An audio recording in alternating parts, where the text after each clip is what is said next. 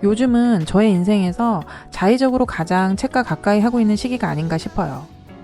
예전에 스마트폰이 생기기 전에 통학을 하거나 출퇴근을 하면서 전철 안에서 할 게 없었을 때는 소설을 즐겨 읽었었어요. 출퇴근을 하는데 스마트폰이 없을 수가 있나 싶겠지만 저는 그런 때가 있었습니다. 지루한 거는 못 견디고 가만히 있는 게 제일 힘들었던 그때는 1시간이 넘는 시간 동안 지하철에서 할 게 없으니까 책이라도 없으면 불안했었어요. 그때 책은 저의 지루함을 달래줄 수단이었어요. 학원에 한 15분 정도 일찍 도착했어요.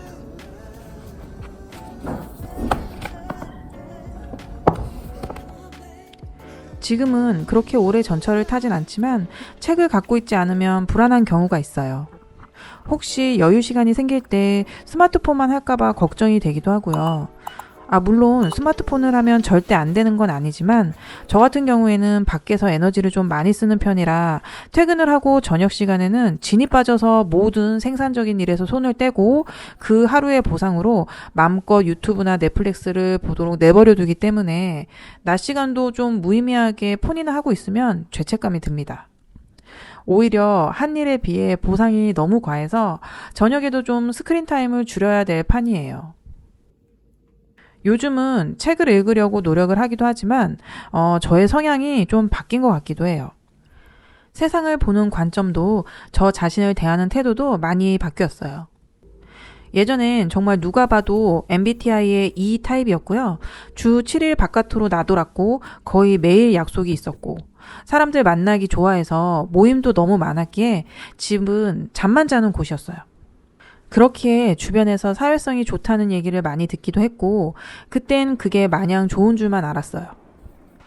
나갔다 오면 피곤해서 화장도 못 지우고 자기 일수였지만 늦잠을 자서 늦더라도 항상 또 다른 모임을 가거나 끊임없이 뭔가를 배우러 나가거나 그렇게 저를 돌아볼 틈 따위는 없어도 바쁘게 살아가는 것이 진정 멋진 어른의 삶이라고 생각했었어요. 이것저것 배우는 것도 많았지만 정작 잘하는 건 없고 여러 모임들 속에서 그땐 꽤나 자주 어울렸지만 아직까지 만나는 사람도 남아있지 않아요. 실속 없이 분주하기만 했던 세월들이 지나고 어느 순간부터 사람을 만나는 게 피곤해졌습니다. 에너지 총량의 법칙이 있어서 너무 일찍 다 써버린 게 아닌가 싶어요. 전 고요함의 매력을 알아버렸어요. 혼자 보내는 시간이 점점 좋아지는데 아직도 호기심은 많고 또 아직도 지루한 건 실은 지금 저의 상황에 딱 맞는 그게 바로 책이었나 봐요. 예전엔 주로 소설을 읽었었는데요. 요즘은 이것저것 가리지 않고 읽습니다. 어느 작가의 에세이를 읽으면서 비슷한 생각에 공감하고 소설을 읽으면서 드라마 보는 듯한 재미를 느끼고 또 작가가 전해주는 스토리에서 위로를 받기도 하고 자기계발서에서 영감을 얻고 실용서에서 지식과 배움을 얻어가면서 예전에 그토록 시간과 에너지와 애를 써가면서 채우려 했지만 채워지지 않았던 내면이 조금씩 차는 느낌이에요. 시간에 쫓기지 않고 천천히 저의 속도대로 읽어가면서 스스로에게 질문도 하고 다시 내용을 곱씹고 하다 보니까 내가 하고 싶은 말이 이거였구나. 이래서 내가 이런 생각을 하게 되는구나 하고 저를 좀 더 알게 되는 것 같기도 합니다. 사실 말이 다 거창하게 들리지만 한마디로 즐겁다는 얘기입니다. 예전처럼 분주하거나 정신이 없진 않지만 전 여전히 바빠요. 근데 즐겁게 바쁩니다. 더 쉑에서 맥이 캠핑을 갔다가 물에 빠진 아들을 구한 후에 뒷이야기가 어떤지 궁금하기도 하고요. 빛의 과거에서 김유경과 김희진의 마무리는 어떻게 됐는지도 알아봐야 하고요. 사람들에게 각인시킬 만한 메시지를 만들기 위해서 단수성과 의외성, 구체성, 신뢰성, 감성 및 스토리의 6가지 법칙을 어떻게 실천해서 응용해야 할지도 고민을 해봐야 하고요. 프랑스 아주 사강의 신기한 구름 속에 시니컬한 사랑의 관계의 끝도 봐야 합니다. 책의 끝은 궁금한 만큼 아껴 읽게 되는 것 같아요. 혼자서도 전혀 지루할 틈을 느끼지 못하게 많은 좋은 책을 만들어주시는 작가님들께 무한 감사를 드립니다.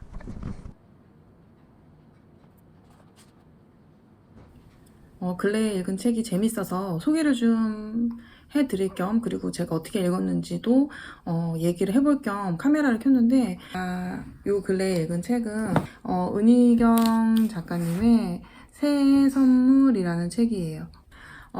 이 새해 선물은 은희경 작가님의 1995년도의 첫 장편 소설이라고 해요. 뭐 간략한 내용은 엄마 아빠가 없는, 근데 아빠는 있으나 같이 살지 않은 다른 곳에서 사는 철이 일찍 들었지만 냉소적인 진이, 주인공 이름이 진인데요. 진이가 1969년에 12살 때부터 1970년 13살이 되기까지 1년 동안 얘기예요.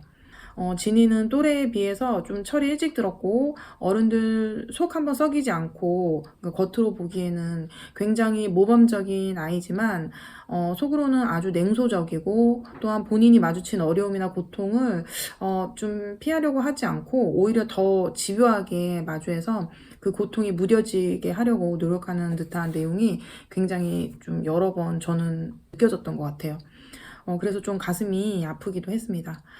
그 시대를 좀 엿볼 수도 있었고 그 시대의 평범한 사람들의 삶이 좀 그려졌었고 그리고 진이와 철없는 이모의 그 성장하는 그런 내용이 담겨져 있어요.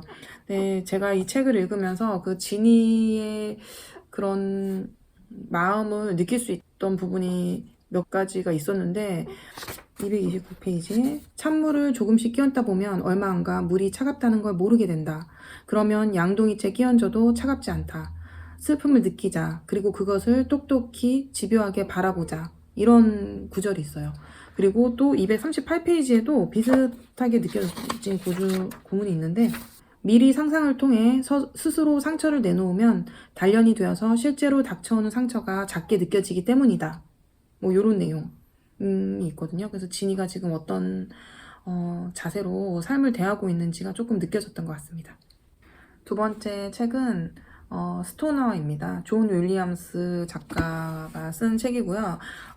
이 책은 이 존 윌리엄스 작가님이 사망하고 20년이 지난 후에야 비로소 유명해져서 베스트셀러가 된 책이라고 합니다. 지금도 많은 사람들에게 읽히는데 좀 출판 당시에는 좀 잠잠하다가 왜 훗날 유명해져서 사람들에게 사랑을 받는지 궁금하기도 해서 읽어보게 됐어요. 스토너는 그 주인공의 이름이에요. 주인공이 윌리엄 스토너이거든요. 그래서 그 스토너의 일생을 좀 그린 이야기라고 할 수 있어요. 네, 처음에는 굉장히 잔잔하고 단조로운 소설이라고 생각을 했어요.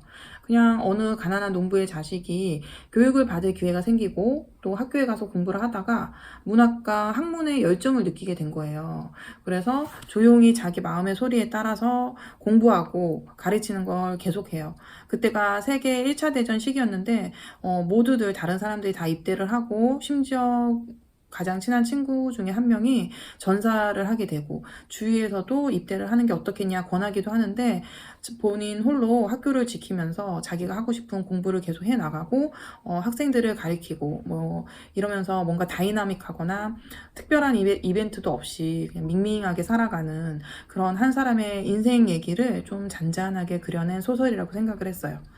어찌 보면 정말 평범하고 뭐 특별한 게 하나도 없는 그런 얘기가 왜 많은 사람들의 사랑을 받았을까 이런 의문이 들기도 했는데요. 마지막까지 읽어보니까 왜 그런지 좀 알겠더라고요.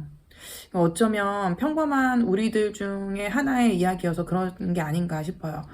인생의 마지막에 스토너가 무엇을 기대하는가 이렇게 물어보거든요. 근데 저도 스토너처럼 그런 생각을 하지 않을까 싶기도 하고 그리고 나는 스토너보다 나은 게 뭐가 있나 이런 생각이 들기도 했어요.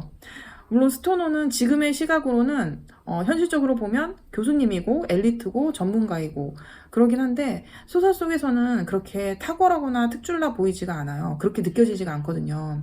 오히려 특색이 없고 건조한 인생처럼 느껴지는데 거기다 결혼 생활도 행복하지 않아서 인생의 낙을 느끼지 못하고 살아가는 그런 느낌이에요. 물론 사랑을 하기도 했는데 불륜이었고 뭔가 전체적으로 줏대도 없고 배짱도 없어 보이고 하지만 적어도 스토노는 하고 싶은 일을 업으로 하고 살았으니까 그 점에서는 행복하지 않았을까. 그리고 다른 사람들이 저의 삶을 이렇게 소설로 쓰면 저도 이렇게 단조롭고 그냥 밍밍하지만 제 입장에서는 제 삶이 나쁘지 않은 것 같은데 스토노도 그렇게 느끼지 않았을까 뭐 이런 생각도 들면서 여러 가지 생각이 마지막에 많이 들더라고요. 그래서 사람들에게 많이 읽히지 않았나 싶기도 하고 저 개인적으로는 좀 마지막에 감동이 왔었던 그런 책이었어요. 세 번째 책은 미라클 모닝입니다. 미라클 모닝은 요새 좀 제가 처진 일이 많아서 다시 활력을 느끼려고 다시 읽게 된 책이에요. 근데 읽길 잘했다는 생각이 듭니다. 미라클 모닝은 아주 금방 읽을 수 있게 책이 굉장히 짧기도 하고 술술 넘어가는데요. 여기에 제가 다시 읽다 보니까 아주 주옥 같은 지금 저에게 딱 필요한 구문들이 굉장히 많더라고요. 제가 저번 영상에서 이 미라클 모닝을 베이스로 영상을 만들기도 했거든요. 그래서 여기서는 그냥 이 정도로 아주 무기력할 때 읽으면 참 좋은 책이다 정도로 말씀을 드릴게요. 지금 읽고 있는 스틱은 한 번 읽어서는 안 될 것 같아요. 여러 번 읽어야 제가 이해를 하지 않을까 싶습니다. 지금 요새 집에 일도 있고 바쁘기도 하고 마음적으로 여유가 없는 상태에서 제가 읽은 이 두 책은 저에게 조금 위로도 되고 시간을 잘 보낼 수 있게 해준 책인 것 같아요. 그래서 뭐 저랑 비슷하게 마음의 여유가 없으신 분들이 읽으시면 많이 몰입해서 읽을 수 있지 않을까 하는 생각에 말씀을 드려봅니다.